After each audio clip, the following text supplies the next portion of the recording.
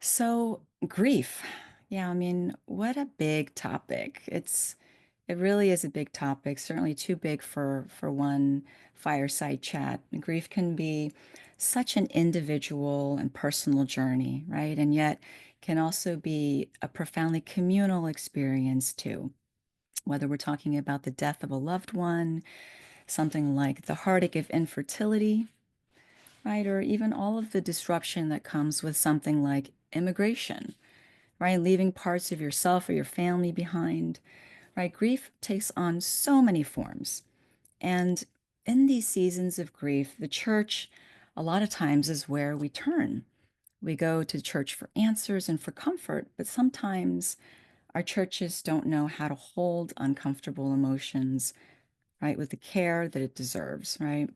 And so tonight, what we're trying to do is we want to reflect together on how our faith communities, particularly in the Korean American context, can maybe better hold space for lament and for healing. And so that said, our time tonight, it's not like a workshop where we walk away with new skills or a seminar or anything like that. Instead, what we want to do is we want to have an open conversation, right, with faith leaders who have wrestled with grief personally as well as while pastoring other people. And we have a wonderful group of pastors joining us tonight. And I'd love to invite each of them now to briefly introduce themselves. So, would each of you just share your name, your role, maybe where your church is located, and anything else that you'd like to share? Hi, I'm Daniel. I am in Beaverton, Oregon. I'm at a church called Bethel Presbyterian, and it's a first generation Korean American church. I'm the lead pastor of the English congregation there. I'm married, two kids, and one on the way in August. Thank you, Pastor Daniel. Thank you. And we have Pastor Dohi. Hi, my name is Tohi. I serve as an associate pastor at Joy Christian Fellowship Church, which is located in Englewood, New Jersey. Um, hmm, Try to think of anything that's interesting about me that would get me to get you acquainted with me. I come from a family of five girls, and I am number four in that birth order. I'm not sure what that means, but I'm sure it'll be fun for you to delve into telling me what that means if you know anything about that. I grew up in Maryland, and I would say, besides my own blood sisters, the thing that God has really gifted me with in my life is accountability of women that I've had with for about 30 years. They're from the church that I grew up in. Welcome, Pastor Jason. Hey everyone, my name is Jason. I serve as the lead pastor of a church here in downtown Los Angeles called Citizens LA. Um, I've been married to my wife Carol for 13 years and have two kids. First is a daughter who's almost 10, Avery, and second is a son, Jack, who is 7 years old. And um, other than that, I mean, I have a unhealthy relationship with Diet Coke. But that's pretty much it. And then but I love LA and love this city. Oh, thank you for all of these really great self-introductions. We're going to spend the first part of our time together in kind of guided conversation with these three wonderful pastors, and then we're going to open it up towards the end for audience Q&A.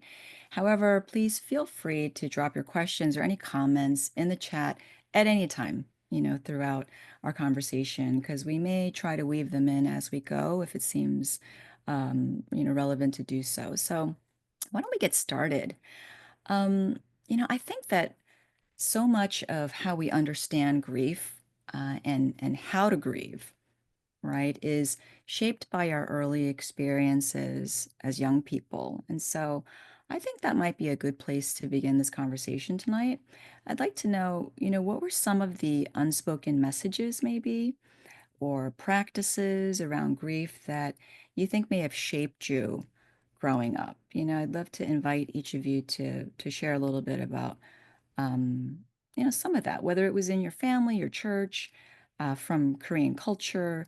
What do you remember learning about how to grieve, or maybe even how not to grieve, right?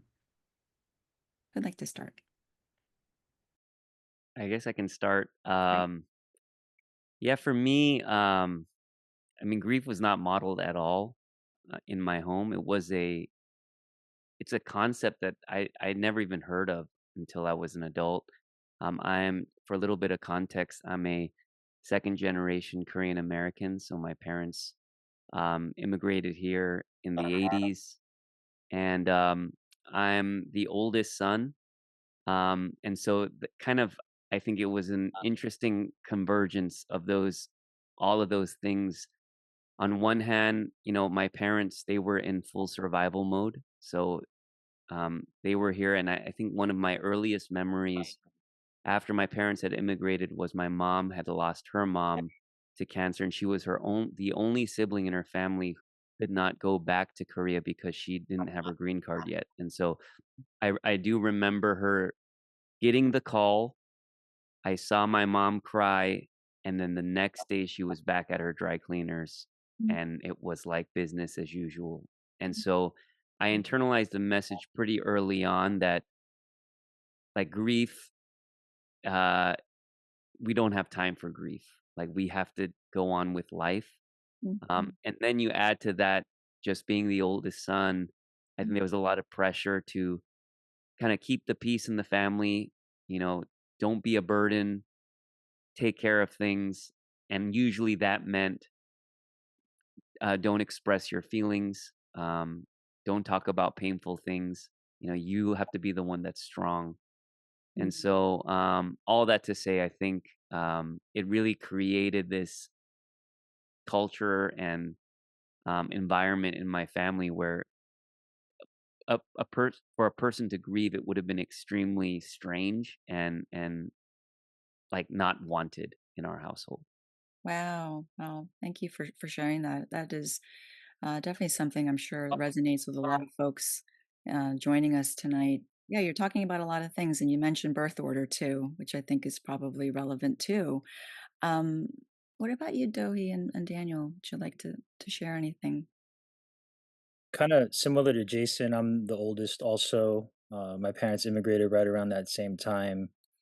My mom was sick a lot growing up. She had lupus right after she had me, so she was in and out of the hospital a lot. And I think kind of the same messages that Jason internalized about like keeping the peace and like not rocking the boat. Like there was no space or time for me to act out or be anything other than what like my parents wanted. Um, the other layer that I want to add to is, we were like in church a lot, and like my dad eventually went into ministry, but a lot of times when I came to him with like kind of like a pseudo question or like pouring out my heart, being like, I'm kind of worried mom's sick, or like, are we going to be okay? There was always an answer.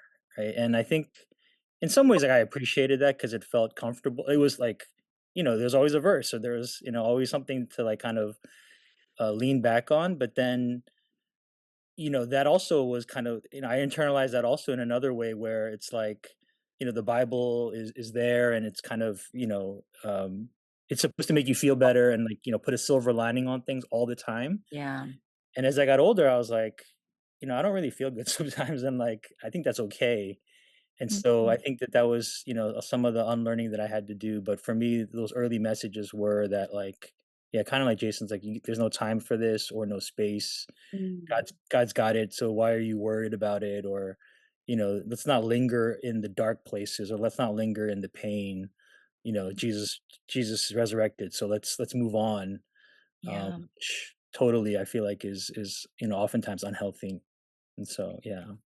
Yeah. I think you're naming something that is happening in all churches, where we skip over the uncomfortable emotions and go right to the resurrection story and want to put a band-aid over something, and not just any band-aid, right? It is the ultimate answer, and yet it sometimes skips over really important, necessary parts of our healing.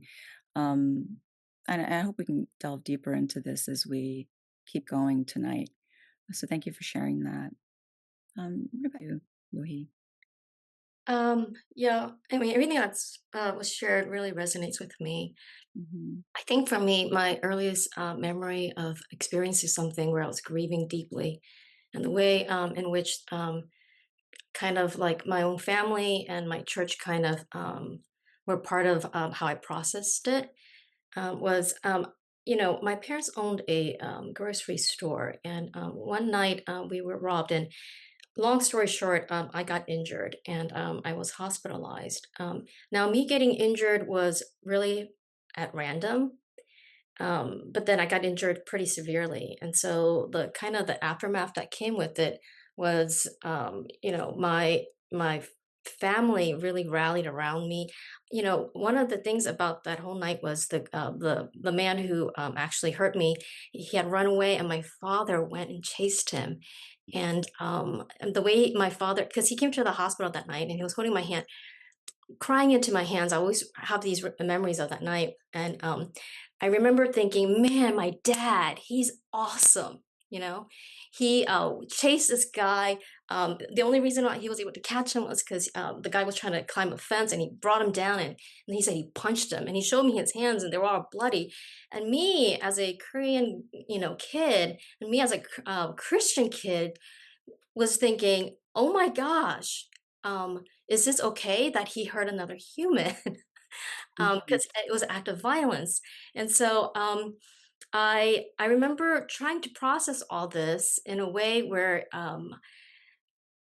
if anybody were to ask me how I felt, I would tell them that I was angry, that I was scared, that I was proud of my dad, I was proud of my sisters who really rallied. But I couldn't say any of that because my church and everyone thought, "Oh, you're such a hero." And so I could not be very honest about how anything impacted me. I could not be honest with myself or with anybody about how any of it meant. So I was not able to grieve properly. And I think that comes from being not only our culture as Korean Americans, but also our faith culture. Yeah. Ooh, um, I I wanted to just point out how there's kind of like this common thread that I'm noticing across these three accounts is that um, all three of you needed someone to invite you into sharing your grief, right? That this wasn't something that you felt free to just offer and volunteer, that there really needed to be this explicit kind of invitation or space making for this purpose. Someone to ask you to share or to talk about these things. And I just think about how we miss that so often. Um, that this need is there. Thank you for sharing that. You know, some people had submitted questions before we hopped on tonight. They had emailed in questions as they registered, and I'm thinking about one of those questions now as I was listening to you, Pastor Dohi, because I can feel how even talking about this memory still touches your heart so deeply, right? And there was a question from someone that I think is relevant here. And the question was, when you think you've managed grief, why does it come back inadvertently? And and I think that's such a great question. You know, like why does grief resurface even after we think we've processed it? When it seems like it should be something that happened a long time ago. And we've talked about this so many times. I thought I was kind of, not over it, but, certainly not really impacted by it anymore. And I'm just wondering, has that been true in your experience? And if it is, what do you make of that? Any of you? Yeah, I shared that I was as a crier, and not that crying is like the symbol of overcoming grief, but I think I wonder if it has to do with something with the fact that like other topics, grief maybe gets lumped into like something we have to master, or like these traumatic events that we go through. It's something to be like processed quickly, and we have to kind of move on to the next level. Or maybe, for many of us, maybe we see it as a weakness that needs to be dealt with or fixed in order for us to move on. Um, but for me, sure, like the biggest moments of my life where I've experienced loss, specifically, losing my mother when I was 26. I think like we celebrated the 20th anniversary last year of her passing. And even to this day, like there are times and moments where like I'll get caught somewhere. It might be a song, it could be like a taste, it could be something that reminds me of her, that like I have to kind of catch my breath, or like, there's, I get kind of, in that space. And so, um, Yeah. yeah, I think just sometimes, it's not a linear process. Mm. And I don't, yeah, again, I don't see that as like an unhealthy thing. It just takes time, and yeah, it's just a part of the journey for me. Yeah. I love what you shared there. Dewey, did you have something to say? Yeah, I wanted to agree with Daniel that I don't think it's an unhealthy sign. I think we're just very sensory people, and the smallest little thing, um, like an image or something that we smell or anything, could trigger it. Mhm. I think it points to how interconnected we are with the way we live our lives, and so I don't think there's anything to be ashamed of, if, in knowing that you're still processing. I would just say that, yeah, there's no shame in that at all, at all. Yeah, I Right. mean, I totally agree, and I think that when grief comes back, sometimes there's a tendency to think that, oh, we must have not processed it well, or we see it as a Mhm. failure. Mm. Um, but I almost feel like as Christians, to me, when grief returns, it's more often than not feels like it's not so much speaking to kind of like something that we didn't do. I find that it actually speaks to um, the patience and the grace of God. What I have found is that the Spirit often, the way that the Holy Spirit works is sometimes we're not ready to hold certain parts of our grief at a certain time. And I think Mhm. kind of the patience of the Spirit is unearthing what we're ready to hold when we're ready to hold it.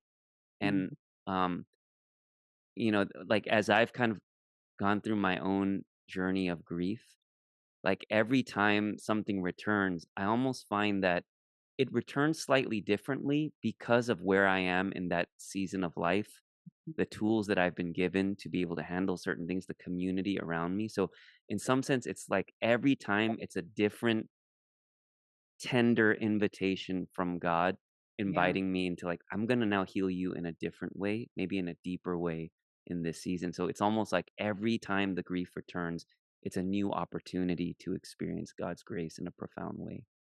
Wow. I just appreciate and love everything that all of you are sharing about this.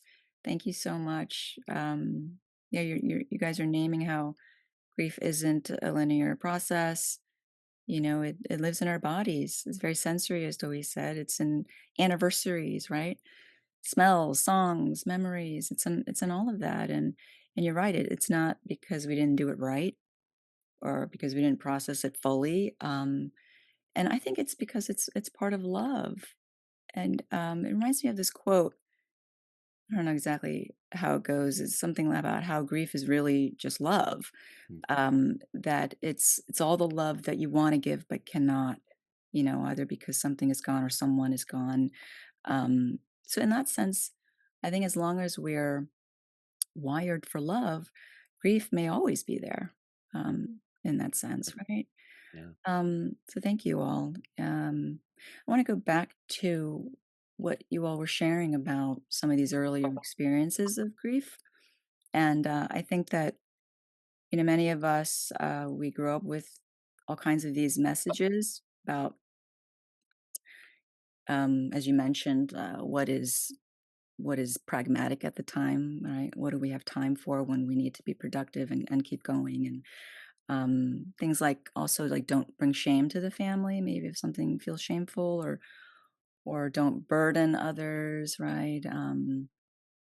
Sometimes we feel that maybe what we're going through isn't special because so many people have gone through it. So maybe it's not worth talking about. Just internalize all kinds of messages like this. And so I'm wondering, as pastors, um, what else has made it difficult for you or for your church to hold space for grief sometimes? Would any of you be willing to share some of these barriers to grief? I was gonna say, like I was thinking a lot about kind of that question about why it's so hard for us as Korean Americans and those of us in church to process grief and go through it. And in my opinion, I think a lot of it comes down to like theology of like what we think the church should be Mhm. doing. And like I'm a huge sports fan, and so like processing things in terms of like wins and losses, right? Like we got to be winning all the time, like winning souls for Jesus, or like Mhm. having a good church and like being successful and like the American dream and the Korean American dream and like all of these things that just kind of those are messages that I internalized a lot or that I felt like I was getting from the churches that I was a part of growing up and in college. And I don't think any of those things are bad necessarily, but I think the messages that I received were a lot of that, like, again, we got to win, win, win.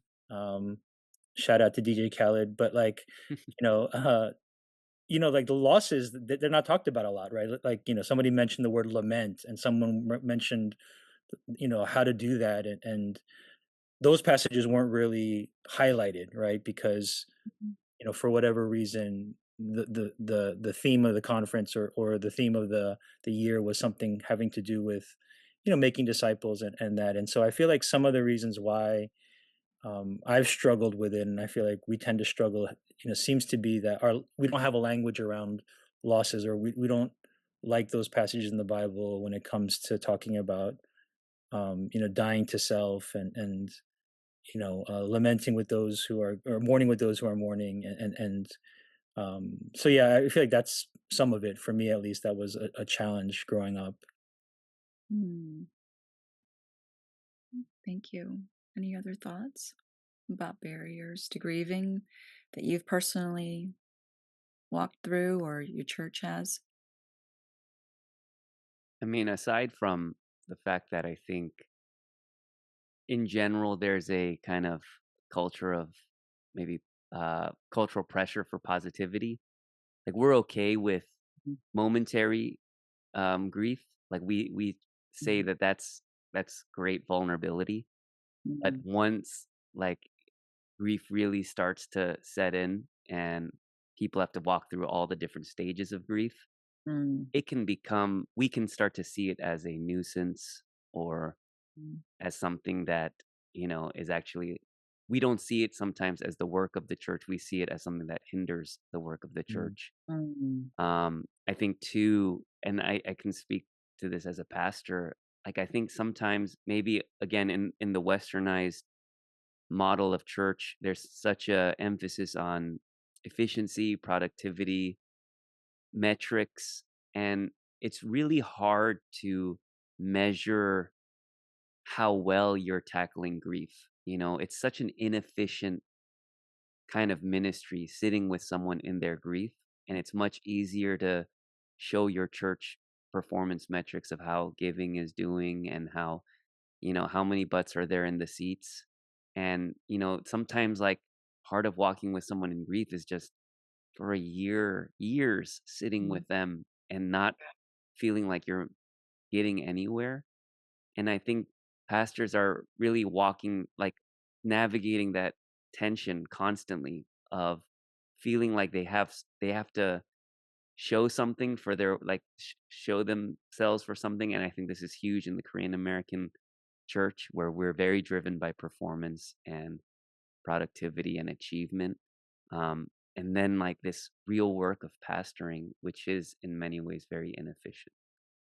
Wow. I know I needed to hear that.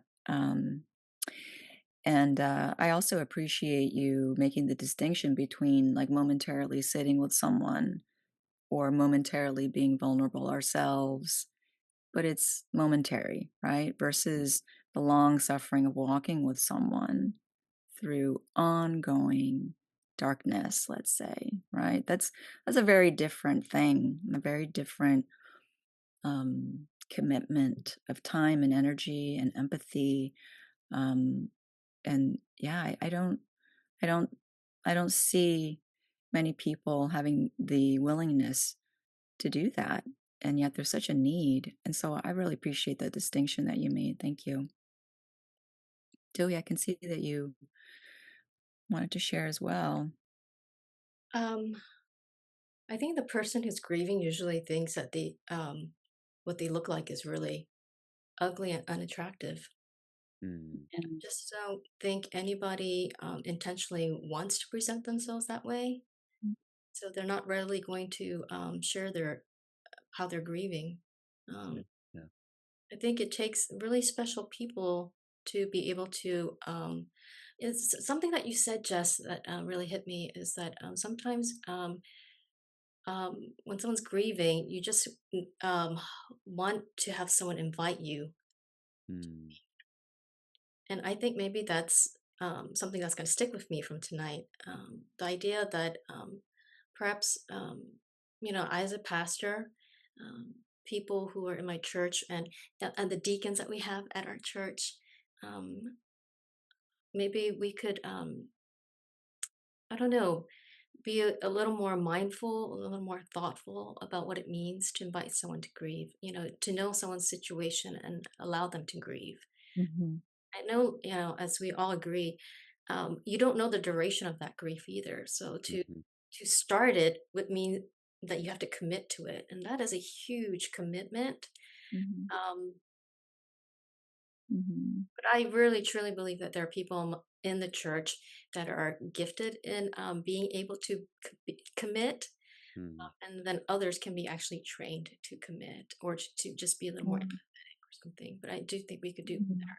Mm. Yeah. And I just to that, I want to quickly add too, is that I also think that people assume that it takes an expert to be able to hold this kind of grief or walk with someone like this. And in fact, many times it doesn't. Many times it just takes someone willing to be present.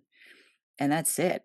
To have no answers, no suggestions, no solutions, no nice things to say, no reassurance, just literally physically being available. Uh, a lot of times that is really the core of what somebody needs. And so I also want to add that as well to what you're saying. Thank you. And as I'm listening to the three of you and thinking about the three of you as pastors, and as humans who also carry your own grief, I'm wondering what that is like for you.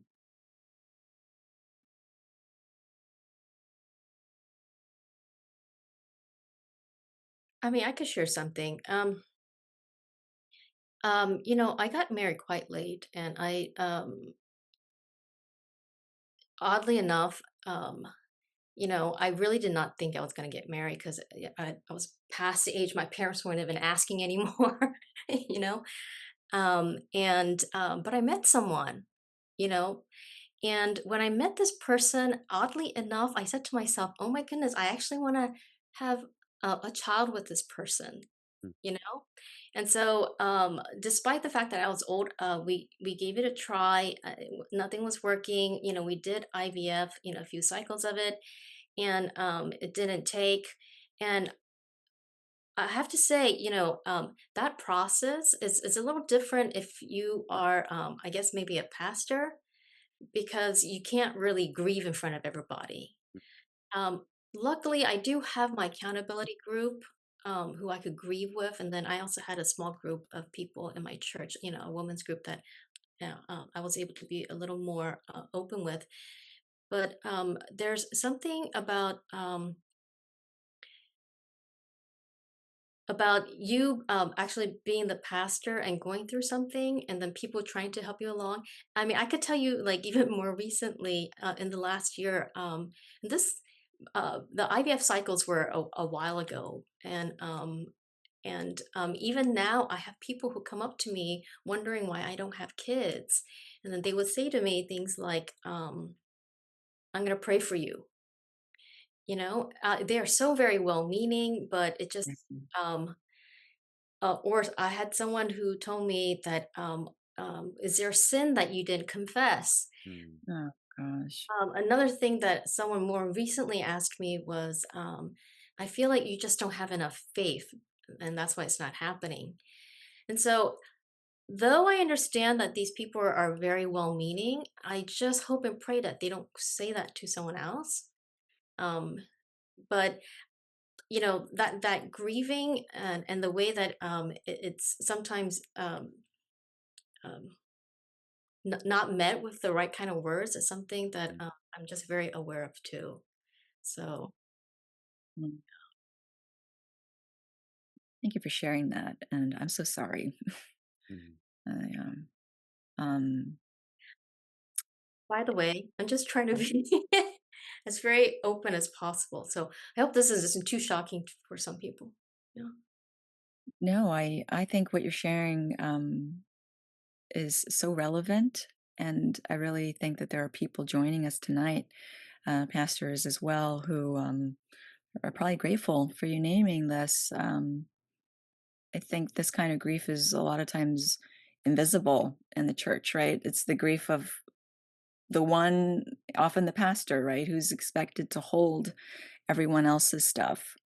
Um, and I think, I imagine as a pastor, there's a lot of pressure to stay strong, to always be like leading with hope, or somehow kind of like always be ahead of things or ahead of the pain or whatever, than your congregation is, right? And so I just imagine that can be incredibly lonely sometimes. And I think about the burnout that we know about, um, that is across the board, for pastors, and I just think how this probably contributes to that feeling. And so I'm really grateful that you are sharing these things out loud.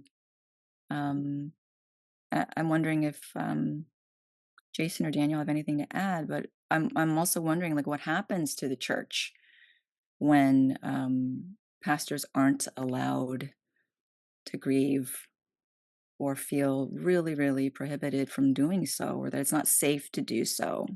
Mm. How do you think that impacts the church?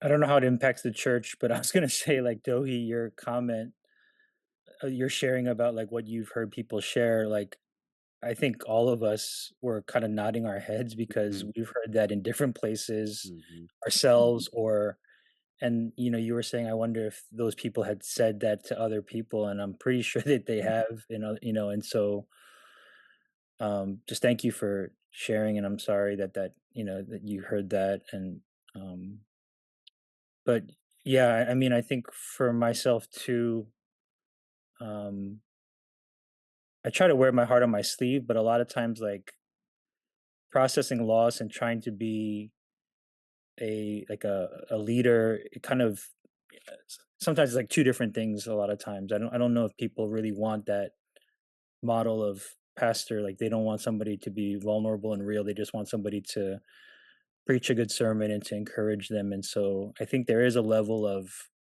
performance. We've kind of kicked around that word a little bit tonight, that kind of Mhm. plays into it. But Mm. hopefully, hopefully we as the church in this next generation or moving forward can be a little bit more genuine and real, and have congregations that can have the language and experience of walking with people, even if it's not a personal experience. Maybe it's a part of their discipleship or part of their journey, that they can walk with people who are grieving, even if it's the pastor, and putting aside their expectations of what the pastor should look like and sound like, and really accept that person for who they are. And I know that's probably not realistic, but I feel like it's a hope that I have for our churches. Mhm. Yeah, I mean, if I could just add to that, I think that for better or for worse, people view pastors as the most spiritually mature people in the room. Yeah. And whether that's a fair statement or not, I mean, I think that's the reality. And so, in some sense, the pastor has the power, I think, to give people permission, because they're modeling what spiritual maturity looks like, And I mean, I think about my own experiences. The reason I internalized grief was because I watched the people that I thought were the most mature people in my life, my parents, internalize grief. So I think we kind of assume if that's how adults deal with grief, that must be the right way to deal with grief. And I think about new believers, people kind of coming into faith to see kind of the pastor model like grieving openly and being vulnerable and honest about their emotions. I think what the beauty of that can be that they can internalize this idea that, oh, maturity actually looks like that. That's actually not a sign of immaturity, it's a sign of maturity. And so I think it's actually really, pastors have a great opportunity, when they're willing to go there. Yeah, and I just want to say that this is such a paradox because on the one hand, we're saying we need pastors to model this, right? And to show their congregants what it looks like and how to do it. And in the same breath, we're saying it's not safe to do so sometimes because many congregants don't really want to see this in their pastors and can't handle seeing this. Hmm. And that this is so countercultural to what they expect from a pastor. And so I just really want to acknowledge how courageous that is for pastors when and if they choose to do this work, to model this. And it sounds like the three of you are. And so I'm grateful for all of you and the fact that you're willing to share some of these stories with us. So, um, um, moving on, there was also another question that came in from someone who had submitted a question earlier on, and it was basically they wanted to know where and around what topics do you see grief arise the most within the church? Right. So, as all of you have served in ministry, like what kinds of losses have people brought? Or maybe even what have you noticed that they don't bring, right? Equally important. What do they usually bring or not bring to the church?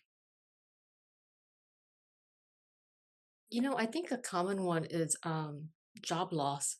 Um, they don't make it public. And again, I think it has to do with kind of shame that you feel about it. So, Mm, yeah, and the kind of judgment that might come from it. mhm, It's just something that's not shared very often at all. But there's so many. Um, yeah, but the congregation is unaware of it.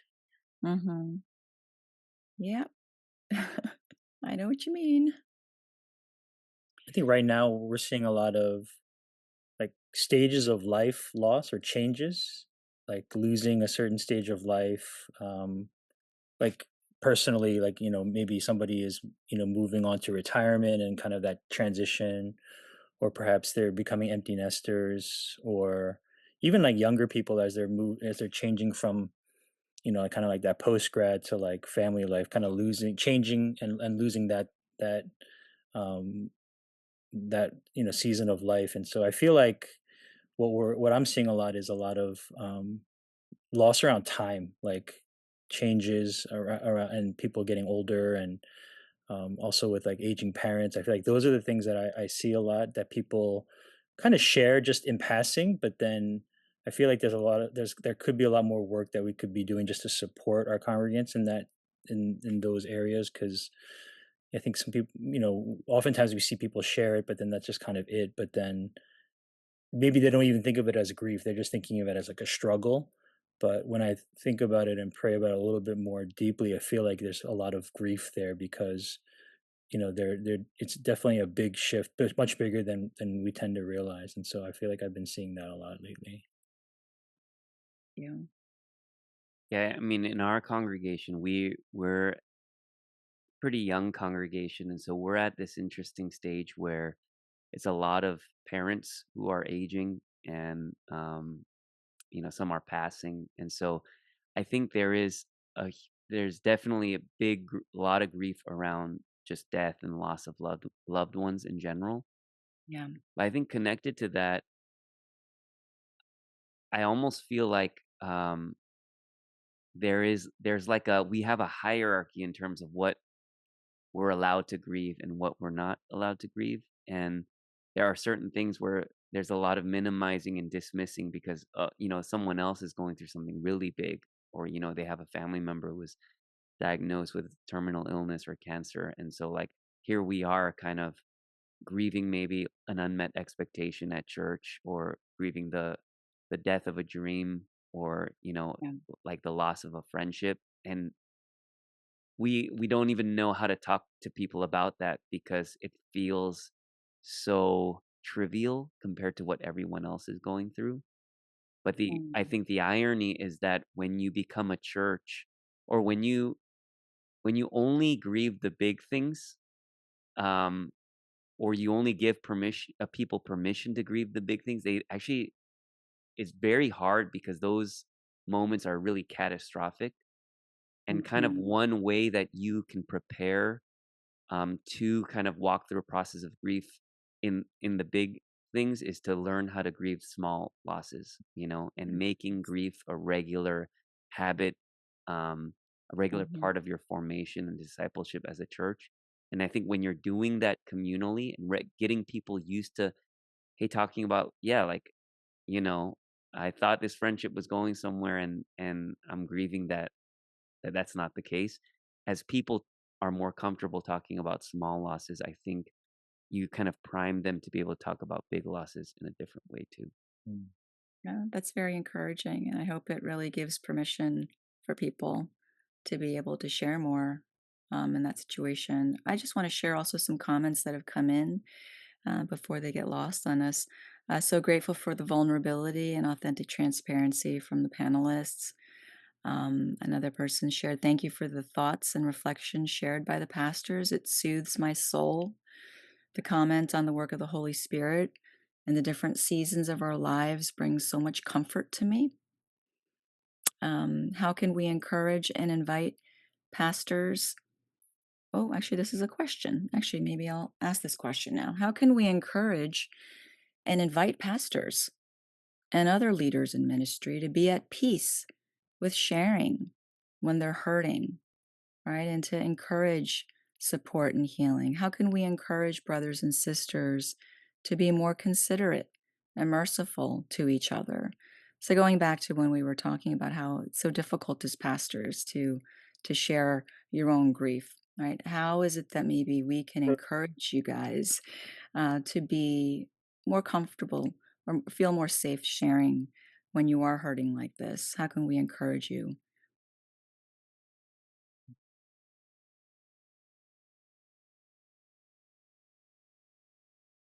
I'm going to tell you that that is an incredibly hard question. Mm.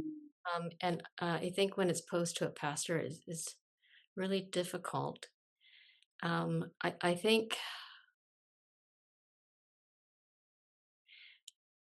unless we go into other churches and tell the congregation members, to do this for your pastor, I don't understand how else it could be done because you Yeah. yourself are not going to tell this to your own congregation members. Mm. Mhm. And so I think the difficulty is there.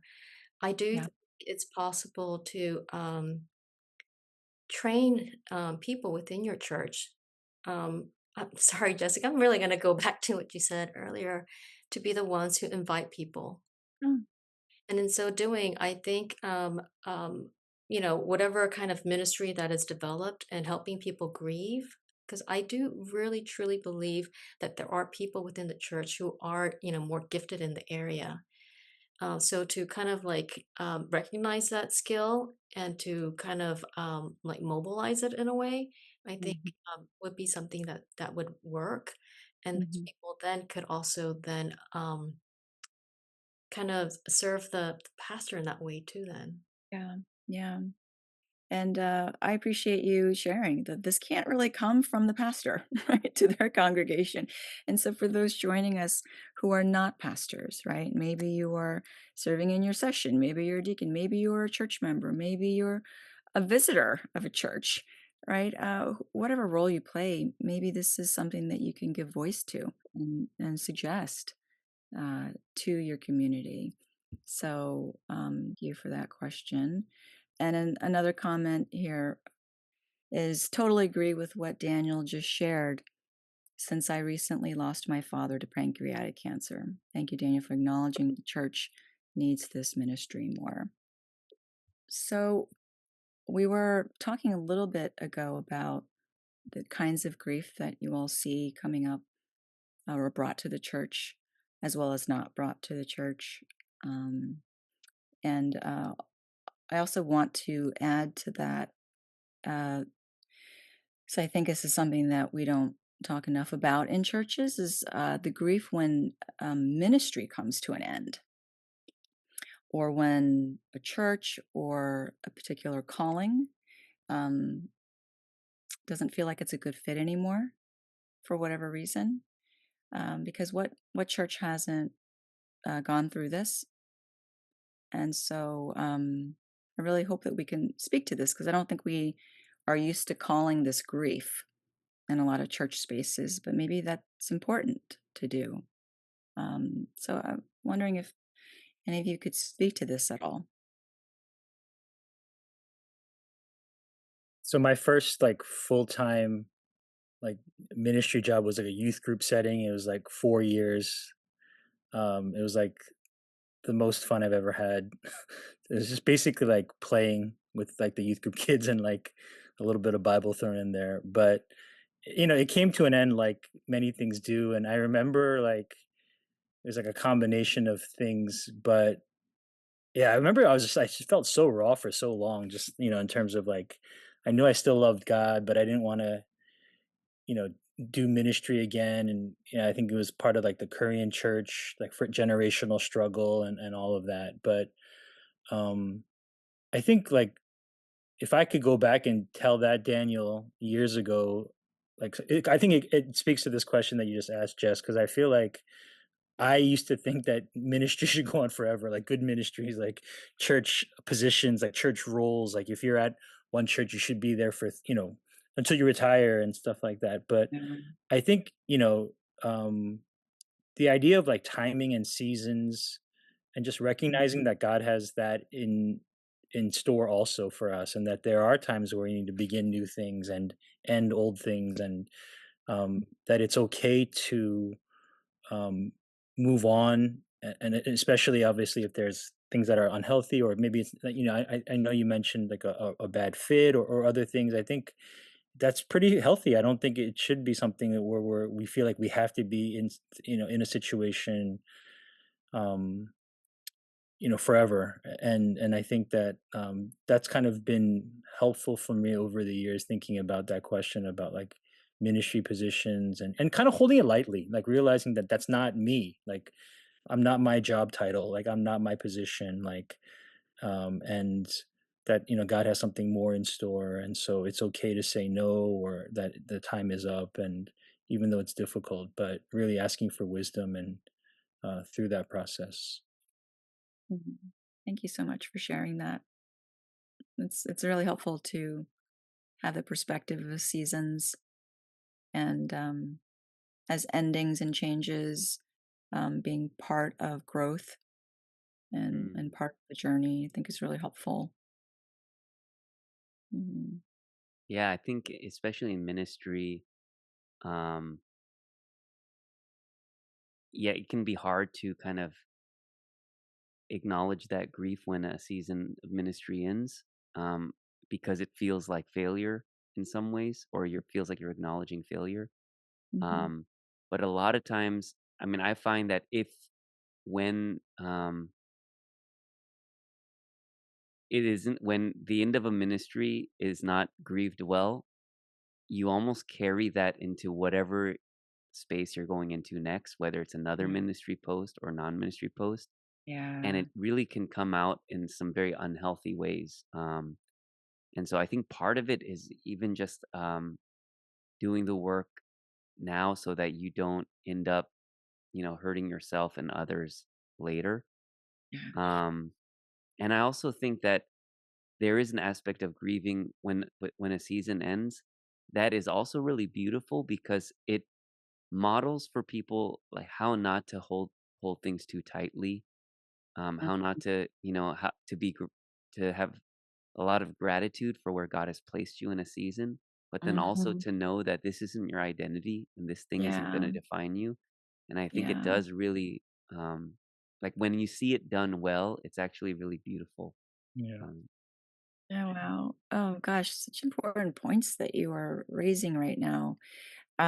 I just want to go back real quick to, I think what I heard you saying was processing this as grief when ministry ends uh, is really vital mm, to our spiritual health um, in our next beginning, right? That we don't want to be carrying trauma with us from place to place to place, right? Because we haven't taken the care and the time needed to grieve the ending of something. And yeah, I think that's so important. I appreciate you naming that. Thank you. Gosh, yeah,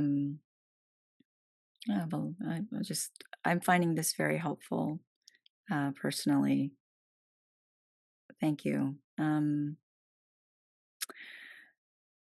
Yeah, gosh, Um, Jessica, yes, yes. you know, um, I've been in churches where the loss of like a pastor really kind of shook the whole congregation, kind of devastated the group, Mhm.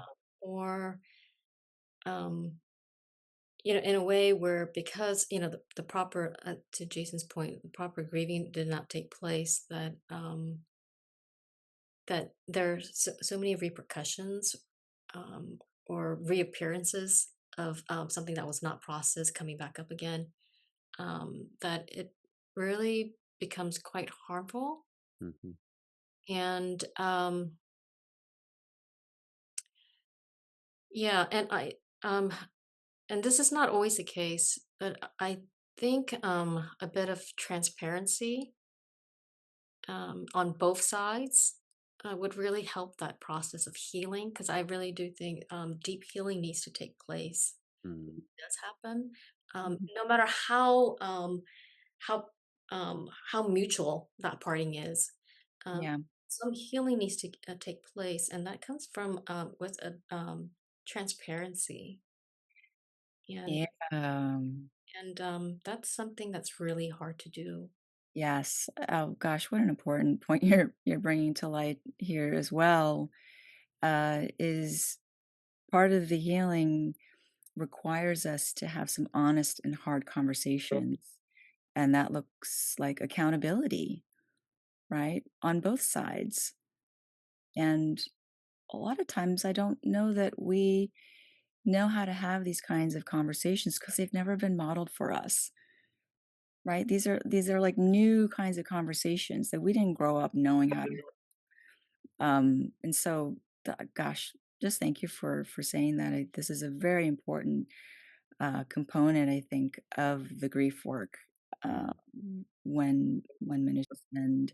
And going back again, I think to Jason, your other point that is so important too is that ministries ending and letting things go is such an important reminder that it was never about us to begin with, right? mhm, mhm, Oh, it's so important to Mhm. remember that. It was never about us anyway. It's always about God and going back again over and over to who was really in charge the whole time, who was really about this whole time, is so important, and to never lose sight of that. So, all really, really good stuff. Thank you all so much.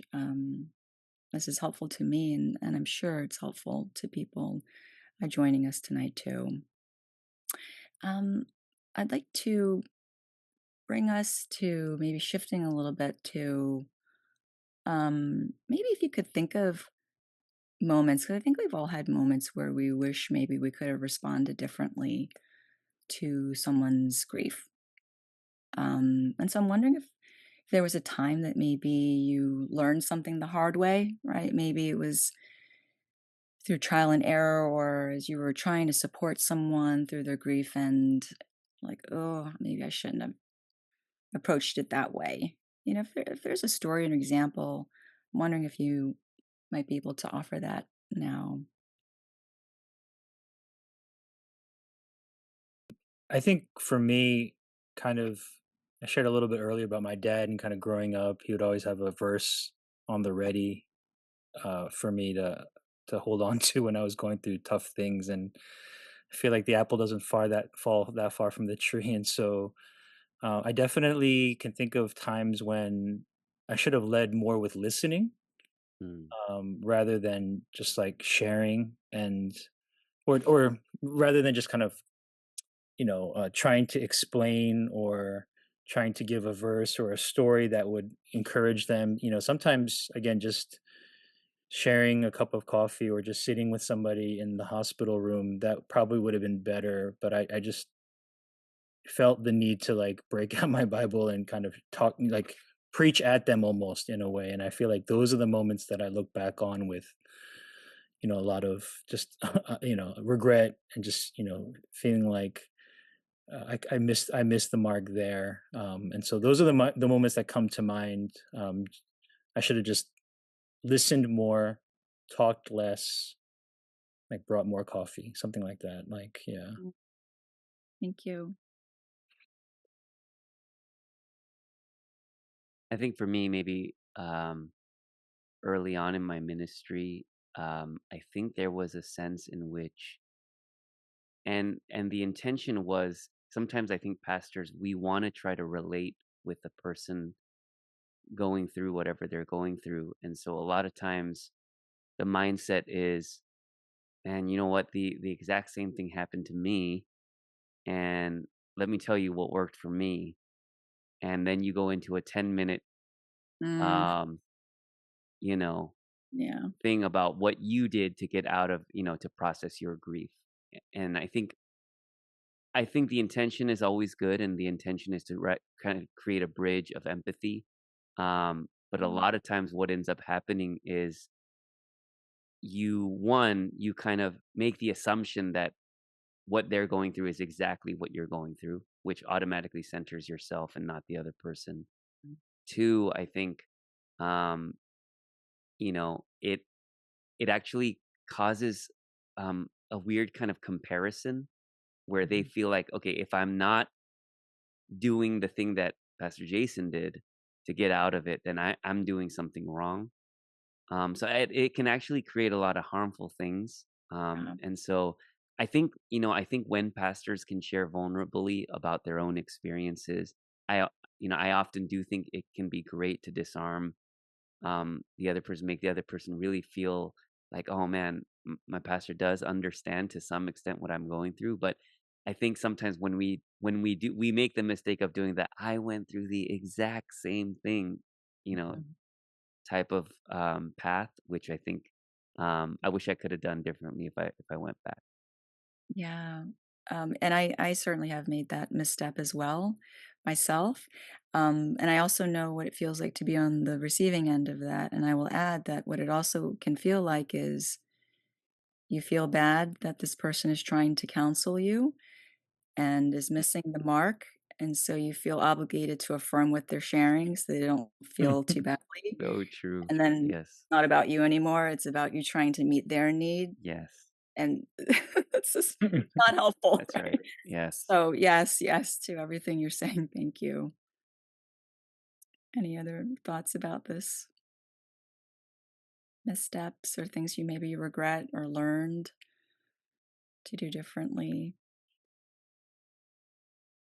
I think for me, um, I think I've learned to follow up. You know, sometimes you feel as a pastor that you have to at least check in once, you know? Um, Sadly, it's because there's a lot to do, and so you with your heart, you really want to at least check in, right? But then you do, Mhm. and then you kind of drop the ball or something. And so there are times when, yeah, follow up should have been done, but I dropped the ball. So things like that, just getting into the rhythm of knowing how to um, make contact again, just to check on them, is something that I've learned that's very important to do. I mean, something for all of us to strive for sure. Um, there's a question that's come in through the chat that I think ties into what I was hoping to ask next, actually. So I'll just ask this question. Uh, how does your current church space recognize the pain, hurt, grief in your congregation?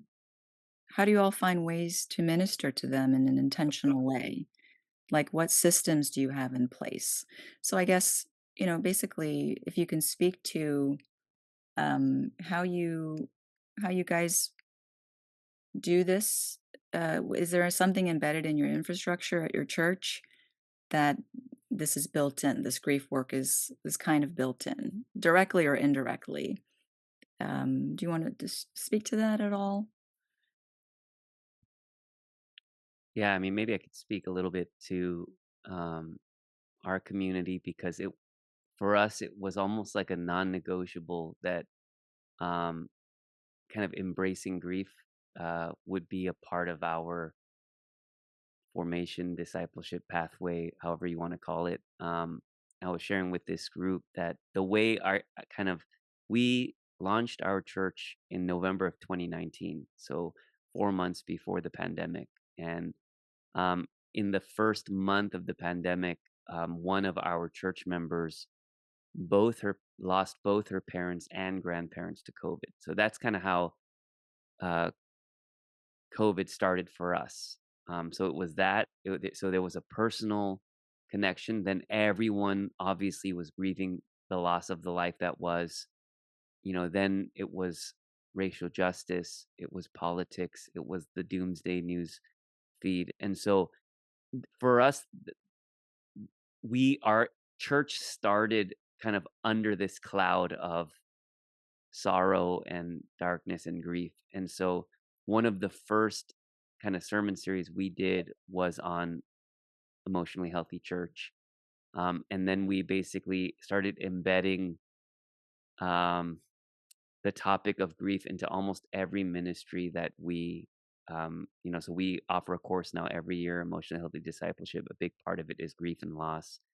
We have a ministry initiative called Formation Groups, which is a 2-year commitment of a small group of gender specific groups of 4 to 5. And a big part of almost the whole first year is spent on family of origin, grief, trauma, and loss. And then we launched a new ministry at our church called Gospel Care. And it's literally um, its function. We have a pastor full-time pastor who oversees gospel care, and his role is really to create infrastructure, groups, to galvanize the therapists, counselors, spiritual directors in our community to create a whole bunch of spaces Mm. to give people room to process grief. And just knowing that it's going to show up in different ways for different people and everyone's going to enter the journey differently, we wanted to make sure it wasn't like, here's this place for grief, but we wanted to make sure we embedded it in the DNA of the church and in almost every kind of um, structure and format that we have in place. Mm. Now, can I clarify? Is this Peter Scazzero's work? Peter Scazzero's work, a lot of Steve Cuss's work, Okay. yeah, everything and yeah, in I between. see. So this is just through small groups? Small groups, yeah, and then grief groups now is something we're starting, and yeah.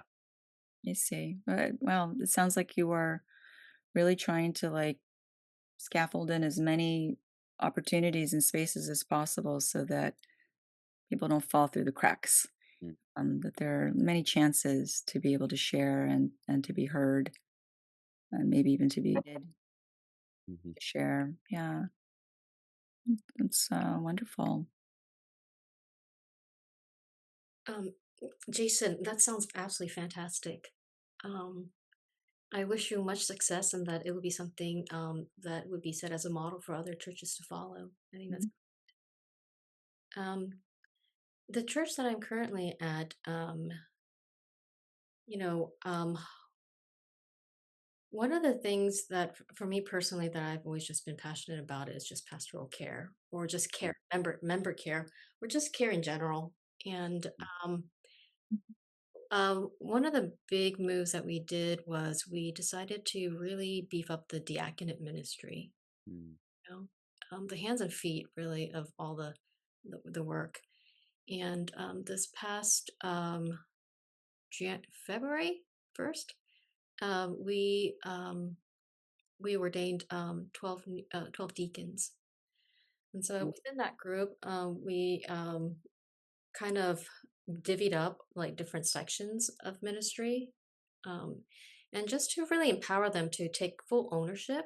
And they are all very gifted people, and they are very hands-on, um, and very passionate to do the work. mm, And so they have come up with ideas on their own, and are and so right now is in the state of just kind of building up or the scaffolding that you were talking about that's necessary in order to build mm, it.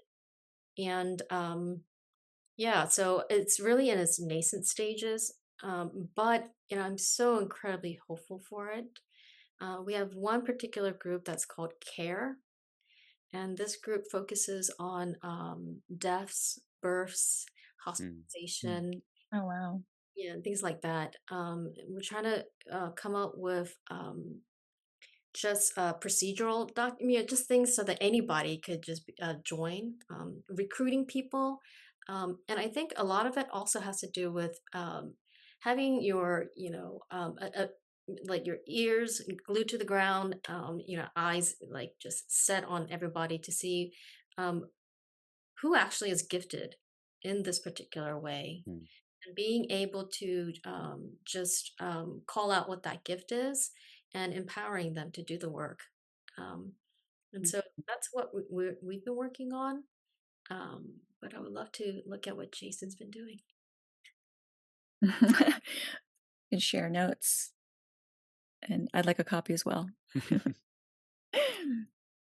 We're kind of in the similar stage as Dohi mentioned. Kind of, we started too a little bit right around 2019, and our ministry did, and I think trying to scaffold it into a lot of what we do.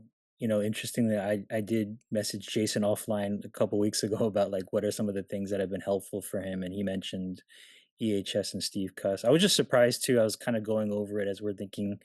You know, summer is kind of like a slower time for us in our rhythm, mhm, and so kind of thinking about like our next year of small groups and like what it's going to be look like. Kind of looking at EHS again and some of the curriculum or books that are out there. I was just surprised how there's such a focus on grief and loss. mm, Um, and so, yeah, I think we're kind of in that same stage as Dohi shared about kind of building things out and trying to really like encourage our leaders to be like aware and seeing how we can care for our congregation and just really walk with them whatever stage of life they may be in. Well, I think after this, so our church is probably going to delve more seriously into emotionally healthy spirituality because we've been holding these books for years mm, and sort of one toe in, one toe out, trying to decide whether to go all in with this. So this is very encouraging to hear. So thank you. There's actually a question that has come in that I think would be good to ask now as we're sharing about some of these ways that you've built in spaces in your churches. Um, Many young people tend to internalize their feelings. And what are some ways we can support them in coping with grief? So I imagine we're thinking youth group, let's say. Um, any special ways that you have found to support this group specifically? You know, when you asked the question, I thought of someone immediately. You know, when I first started at Joy, the week that I started, this was during the pandemic. You know, there were three people who were hospitalized, all for different reasons, and one of them was a youth student, and she had been experiencing seizures, and so she was hospitalized. I had not met her because, you know, during the pandemic, you couldn't meet anybody in person. But I remember being in contact with her mom immediately. And my heart went out to the entire family because it was so incredibly difficult. And, you know, I think the thing about grief is that, you know, when you've experienced it, you know, kind of an idea of what it feels like to be so isolated. And I remember, you know, just even for me, at times of feeling, you know, being in the hospital, like for instance, with my dad or something for, you know, extended periods of time, and the feeling of being trapped in in a hospital, you know, and that was such a motivator to me. Or not being able to just go out and do something. So during this time, you know, there was very little to do because of the pandemic too. But you know, the mother agreed to come out and just uh, walk with me. Um, and it was the first time I had met her, and it was just kind of weird because you don't know who the person is. And then we were walking, but as we were doing that, you know, I soon found out her incredible gifts. She is a community organizer. She is amazing administratively. I mean, there are things that she dreams about for the church. And so just being able to talk to her about these things, and given her personality, it wasn't enough to just walk. You know, we decided to pick trash around our church, you know, as we walked, etc. And just being able to listen to her and you know, about her just like being I think it's okay to say angry at God, you know, for all of this. And to be able to hold that. But then at the same time, you know, her daughter, I knew that, you know, the thing that she really struggled with is this feeling of bringing difficulty to even her family in her pain. And that is something, again, I think probably given my own background, something I could relate to. And being able to just be present in a way that doesn't make anyone feel as though they need to be a certain way or have a certain answer. And more recently, you know, when she was hot, and this has been going on for few years, and more recently, when I went to go see her at the hospital, she had asked me such a hard question. She had asked me, you know, I've prayed so hard, and I just want the pain to stop. Mm. Why isn't God answering? And I gotta tell you, that was such a hard question, and I hope I did not do her a disservice in my answer. Um, but you know, I have a point with all this. You know, with the deacons, etc. One of the deacons who's in the care ministry thought it would be a great idea if like the youth group, because they don't know what's going on, if they could be tapped into, then they can actually respond to this their peer. And so she was able to mobilize that by talking to the right people and getting that done. um, Excellent deacon. I believe she's on here. Mm. But Yeah, so in that kind of way, I think there's ways to involve the youth. I think they are so apt to be Mm. people who can give care. They just Mhm. need to know, and it has to be modeled for them. And so, just telling them is something that's really important. Yeah. Wow. I love that. I think you're reminding us of many things, but the importance of community, right? And that community looks like different things for different people. And for a young person, maybe being surrounded by a bunch of older people doesn't necessarily feel like community in the same way as maybe being surrounded by supportive peers in a time like that. And um, yeah, wow. Thank you for sharing that. Any other thoughts about how to grieve with youth in faith spaces? Yeah, I would just add like what the Dohi said for me, it's a matter of like looking at them in a certain way. Like they're not taking the kitty gloves off, so to speak, like recognizing that they're far more capable than, I imagine, and that, they're ready to talk about some of these difficult topics and kind of, to use your word, just like to invite them into these spaces.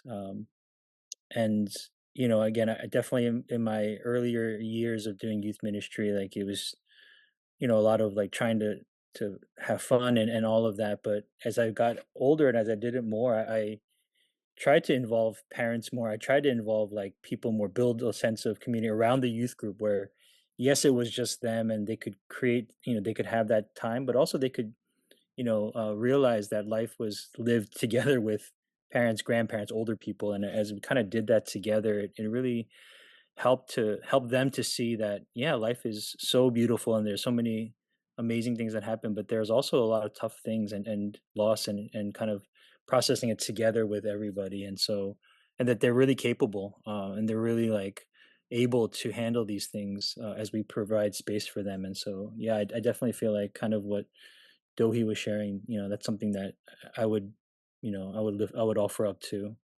Mm. Thank you. I do find that talking about grief is can be really an exciting thing with youth. I find, having spent a lot of time with our high schoolers, I can say that some of our adults are more difficult to talk to about grief than our young people. And I Mm. think, maybe it's because of layers and layers of kind of building up certain walls over time. But I think what is really important, one is giving space without pressure. So, you know, um, I think regularly letting them know it's okay if you're not ready to talk about anything yet. But I think with that, part of what I think gives young people a lot of space is asking really intentional questions.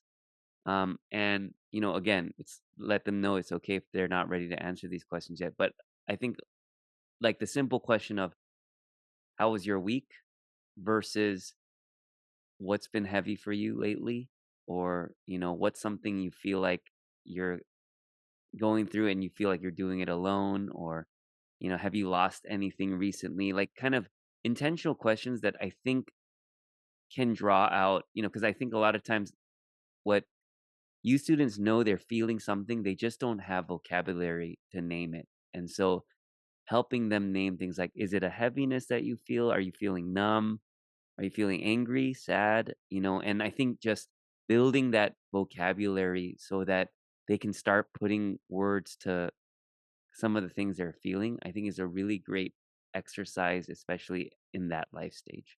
Wow, thank you. Thank you for this. I am looking at our time and we need to wrap up. And so I just want to um, be able to maybe end with this brief question, if we can make it brief. If you could just offer maybe one insight or suggestion or invitation, right, to Korean American churches and leaders around grief, something maybe you hope that we can hold on to or model better, what would it be? I think the most important thing is just to be present. I think we've said it multiple ways tonight, which is just give space and just be present.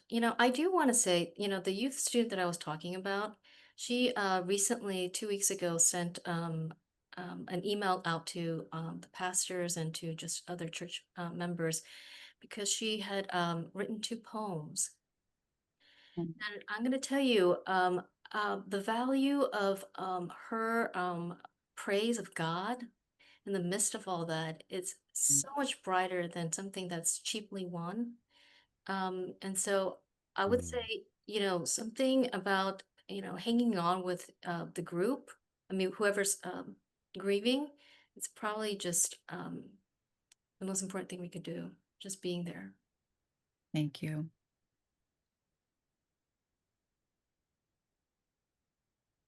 I guess encouragement, and this is maybe something I had to learn, and I'm still learning that, I don't think we need to see grief as something to fix or to escape, but maybe something to enter into.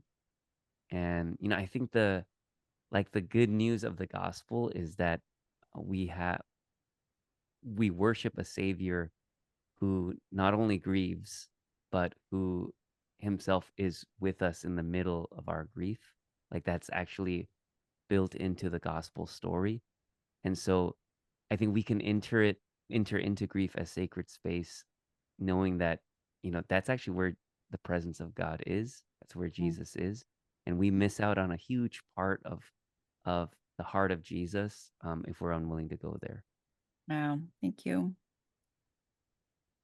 Yeah, I mean, I would probably just add something similar to that in terms of listening, being present, like Toby shared.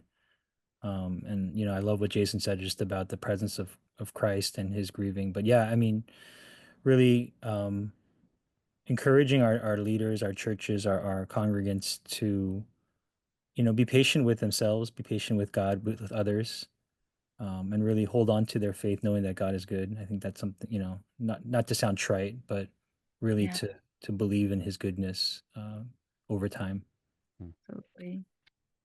Well, thank you all so much for everything that you've shared tonight. We've heard a lot of really important things, but really that, grief isn't something that we are going to tie with a pretty bow at the end. No, it's something that a lot of times we are going to find ourselves walking through together, maybe even for a long time, right? And that when churches can do this and do this well, maybe imperfectly well, making room for this kind of intentional space for grief. Really, ultimately, it points us back to Jesus, is what I'm hearing from each of you. So, thank you for helping us all to remember that tonight. For everyone else, if you found this time meaningful, we really hope that you continue this conversation with others in your life. These are the kinds of stories that I think help us to all feel less alone. So thank you again. And now at this time, I'll turn it over to our program director, Chi-Wan Wu. Oh, thank you so much, Jess. And again, on behalf of Mustard Seed Generation, I want to extend a heartfelt gratitude to our incredible panelists, Pastor Daniel, Pastor Dohi, Pastor Jason, and Jess for beautifully moderating tonight's conversation with so much care and wisdom. So thank you, everyone, once again. And I believe that this space was very needed and timely. And as we saw tonight, grief takes in many shapes. Sometimes it's tied to a single moment, and other times it's woven through years of lived experience. So thank you to our panelists for naming that truth and offering your stories so vulnerably. And thank you everyone here. I was like looking at the chat and was so moved. And thank you for sharing your thoughts, comments, and feedback here all together. And we hope tonight reminded you that grief is not something that you carry alone. And before we close, we love to share a few resources from Mustard Seed Generation that may support you or someone you care about. As you can see in the slide, we have an online directory. Our website features a national directory of Korean American mental professionals. You can reach and search by state to find support close to home.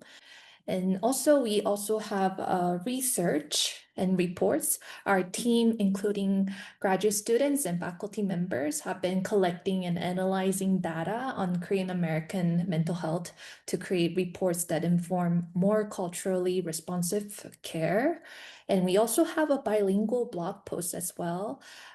We are covering everything from how to find the right therapist to navigating intergenerational conversations as well. And please tune in to our podcast hosted by one of our board members, Dr. Sam and Sharon Kim, where they explore timely mental health topics and research relevant to the Korean American community.